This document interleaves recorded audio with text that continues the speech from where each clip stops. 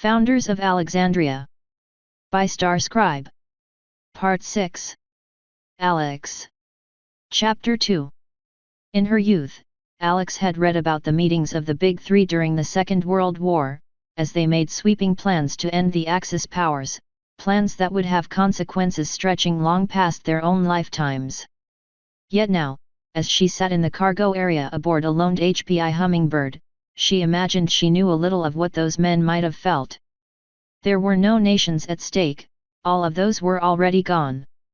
Alex was no alicorn, she couldn't imagine the scales of time the equestrian princesses used. Yet even so, she couldn't help but feel the weight of destiny pressing on them.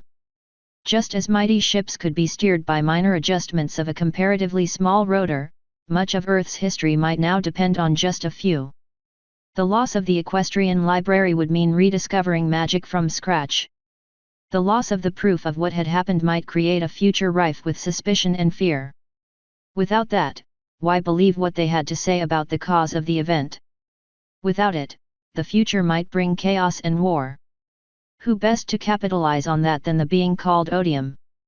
Alex didn't know how to fight something that could pry apart the minds of ponies, but what else could they do? It had not taken her very long at all to reach the conclusion that the scale was outside her capabilities. She had thus summoned every ally she knew together. The cargo area of the Hummingbird was transformed into a war room, with a folding table and a collapsible whiteboard and a projector. Let's review. She took a deep breath, stepping up before what were left of the ponies of her city. Her friends. Perhaps the last hope for a peaceful future. Mariah slouched in her chair, sipping a Coke and looking disturbed. Joseph was beside her, surrounded by papers and at least 3 different tablets. They had kept empty seats for Sky, Adrian, and Oliver. As sitting in the room with them would have killed her, a drone with a screen for her face stood in for their HPI representative. Was Taylor Gamble their friend? Yes, Alex decided. Not because she was sure it was actually the truth, but because she needed it to be. Only her friends could sit at her table. We have 3 goals here. First, recover the library. Second, rescue or find our missing friends. Third, get Alexandria back. Does anyone disagree with those priorities? Taylor looked uneasy. Her image hesitantly raised a hand. Forgive me, Alex, but didn't you tell me you'd listened in on lots of what they said? Yeah. And didn't you say they'd burned the books already? I don't understand how we can get them back if they're already gone. At this point, aren't we just left with the digital copies you managed to send to us? About 1/4 the collection, if I remember. We can do some amazing things with reconstructive forensics, but not get a book out of charcoal. Alex frowned, though she didn't hold anything back. The true nature of the library was actually fairly important for them to understand if they were going to plan anything together. Not that she didn't think Alexandria's ponies all understood. We never actually unloaded all the books. We planned on it, but we figured out something better. Instead of using barcodes, we would only have digital copies available. That way, no matter what happened, we couldn't really lose anything. Even if people kicked us out of the building, you would always have the digital originals in that bunker of yours. Yes, but Taylor looked as though she were trying to be delicate. You said you had one of your people turn traitor. He had to know where you were keeping the books, right? Unless you hadn't told anyone. He knew. Alex didn't know if the strange manipulation would compel Adrian to reveal a secret like that or not. It was possible raw torture could, though she couldn't imagine any pony actually doing something like it. But even if he led them right to it, he wouldn't be able to get it open. The saddlebags Princess Luna gave me weren't just made of cloth. They were she reached back, to some of her first perfect memories.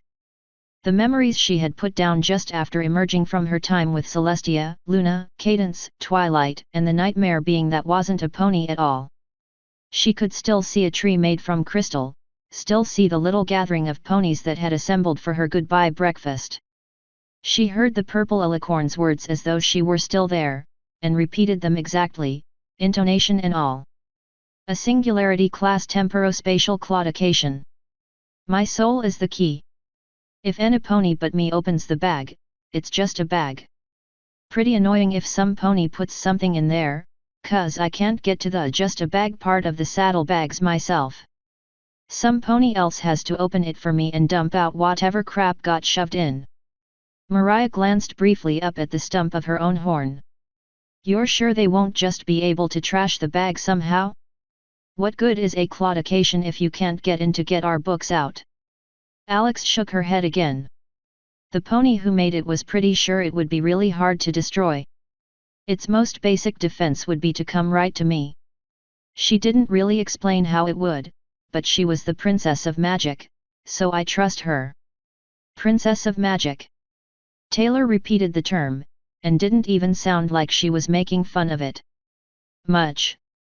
Too bad we didn't have any of those before the collapse. If they're smart, I still think they could do it. Attacking the saddlebags with something mundane would just send it to me. So they'll want to ruin the spell instead. I don't know anything about how that works, but with how proud of it that pony was, I'm guessing it won't be easy. If we've got any hope of finding it intact, we'll have to get there before they complete whatever spell it takes to ruin a spell made by an alicorn. So that's our time limit. One of two. Based on the audio we got back from Oliver, it seems like the longer you're under this odium's control, the less you can resist. We already know they've done it to Adrian. If they haven't tried Oliver, they will soon. She looked to Joseph. Please tell me all that writing you collected and all the studying you've been doing are going to pay off and tell us what to do. All eyes turned to the unicorn then. He fiddled with his papers for several more moments, not seeming to notice. He didn't notice, not until Mariah nudged him and he looked up. Then he blushed, ears flattening on his head. Had he even heard a single word in the last 10 minutes? Rather than embarrass him, Mariah whispered in his ear, and he nodded hastily. Why yet? Of course. I've got it here somewhere. He pulled his laptop closer to him, and the projector lit up. Alex saw the screen full of their books, at least the ones they had managed to make digital so far. Joseph brought up one of the titles, Unseen Dangers and Unlikely Threats, the illustrated guide to Equestria's rarest predators. It was one of the few hundred non-essential books they had managed to scan before the newcomers had arrived and they had suspended digitalization. This book, talks about a number of creatures that lived in Equestria. Lots of the ones in here aren't physical, so they're afraid that some of them might have found their way across.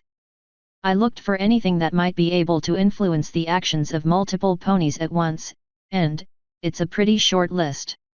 He brought each up in turn. First, the morphines. He opened to a page of the beautiful full-color volume, depicting an elegant grey pony with a black cloak and a medieval farming implement leaning on her back. Alex gasped. Taylor actually laughed. No way you didn't draw that. She leaned forward, so the screen only showed her forehead for a moment.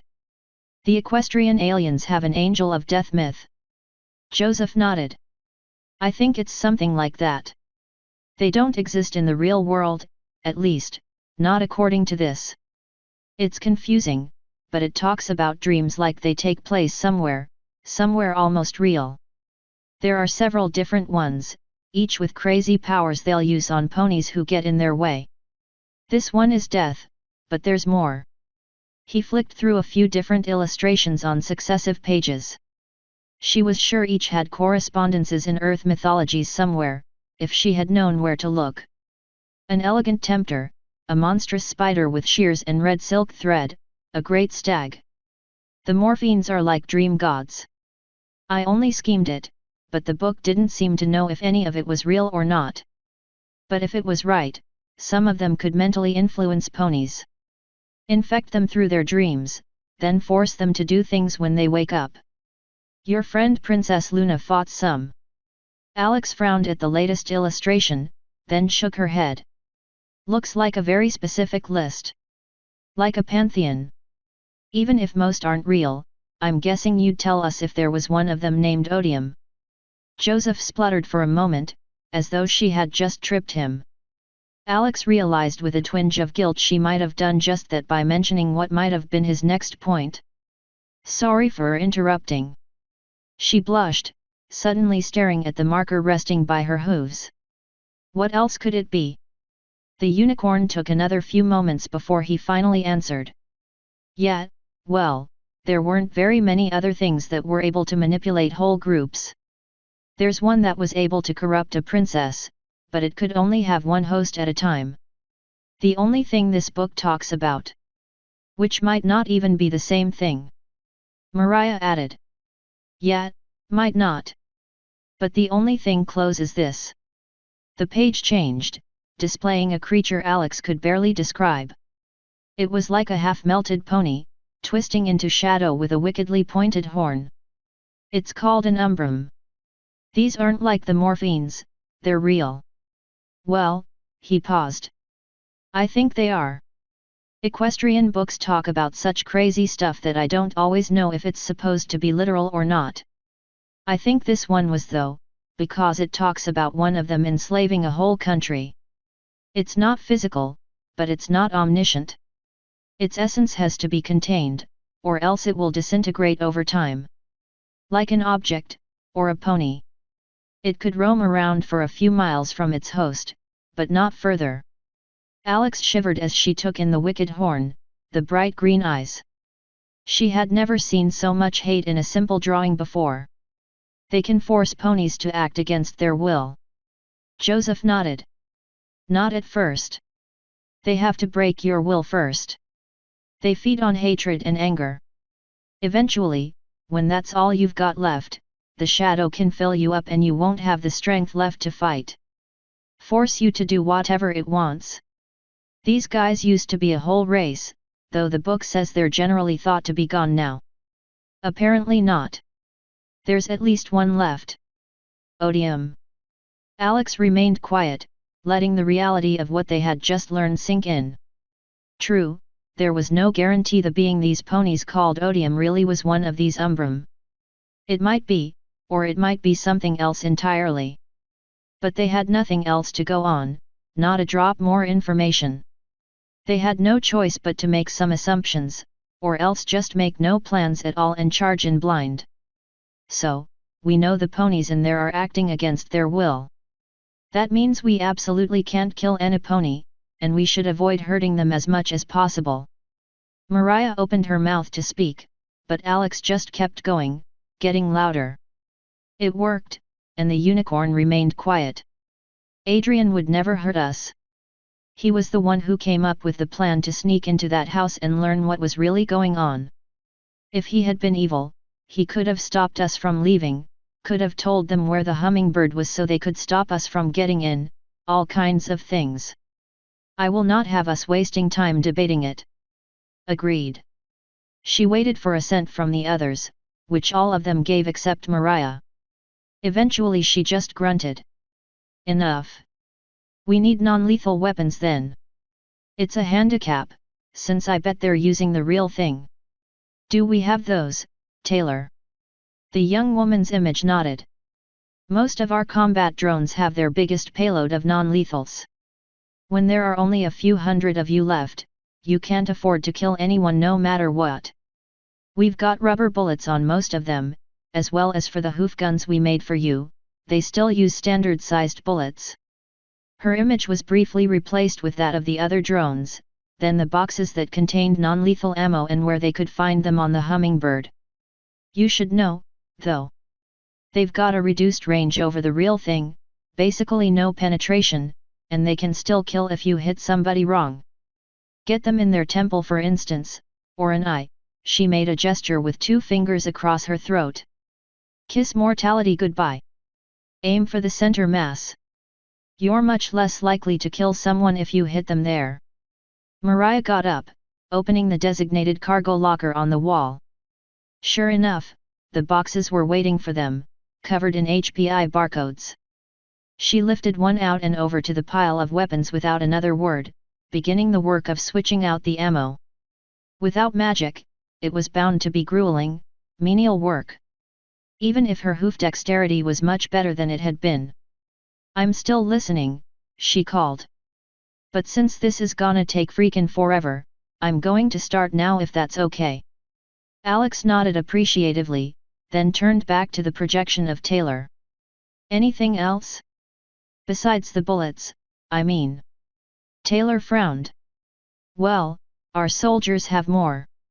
These new long-range tasers are pretty interesting. Use this little beam of charged plasma to conduct without wires. Or maybe it was a laser," she trailed off, shrugging. "Not my department. The energy draw is too high for a drone. Only a soldier plugged into one of the MTRs can use them. We didn't give you any." Alex didn't say anything, letting the silence weigh on Taylor along with her eyes. Eventually, the young woman spoke up again. But there are a few other things. I have a net for hunting dangerous wildlife with a net gun. Only 2 shots, but they've got an electrical threat suppression built in. Enough voltage in there to knock out a horse. A properly sized horse. We've also got smoke on 2 of them, and a few tear gas grenades. They're in this locker here, I'll unlock it for you." She fiddled with something on her keyboard, and suddenly there was a click from one of the walls. "We didn't think you'd be needing riot gear, but we left some of it just in case." "All right." Alex took the marker in her mouth, adding the guns, nets, and gas grenades to their assets column. Then she turned to Joseph. "Suppose this odium thing is in an object. What happens if you break it?" Joseph made a gesture like the one Taylor had used, sans the fingers. "It'll go back to the place it came from. Not sure where that is, but I'm pretty sure we won't see it again. Not in our lifetimes, anyway." Alex felt a stab of guilt at that, though she wasn't entirely sure she should. After all, she didn't know that she was immortal. Not particularly hard to kill, either. Just hard to make things stick. None of her friends even knew it. She wasn't going to tell them now, either. "Could you recognize the thing if you saw it, Joseph?" The unicorn nodded. "Easy. If it was in something inanimate, it'd be sucking up magic and probably make the whole area feel like crap. It would probably attack me if I even got close, though. Even during the day, these things can throw magic around." "But, Alex, it might be in a pony. What do we do then?" "We'd have to." She didn't need him to finish. "Could you get it out without harming the host?" Joseph's face darkened. "Probably not." Mariah shouted from several paces away. "You're stuffed full of magic, Joe. Just fucking blast it out." Joseph looked frustrated. "It isn't about magic. It's about will. These things don't age like people do, it might be thousands of years old. The book doesn't suggest fighting them under any circumstances. Just says we should call the princesses and let them deal with it." There was silence then. Alex remembered her time in Equestria, remembered the glory that radiated from Princess Celestia like an invisible wave. She had never felt safer than in the presence of that celestial pony. If only they could ask for her help now. How was it fair that equestrian predators were being loosed on Earth? Would it have been better for everybody to get killed instead? No. It still sucked though. Like many things in her life. Like the fact one of her friends who she was beginning to venture she might have feelings for had been captured by evil ponies and possibly enslaved. Like her missing family and being made into a mare. Like the life she had ahead of her. Nothing was ever fair. But it didn't matter. The universe didn't care about being fair. It didn't care about anything. If any pony has to die, I'll do the killing. I won't burden any of you with it, so don't even think about it. She took a deep breath. We don't have much time. If this thing is more powerful at night, we've got to move before then. Ms. Gamble, do you have those satellite activity maps we asked for? At the nod in response, she continued. I've got a plan.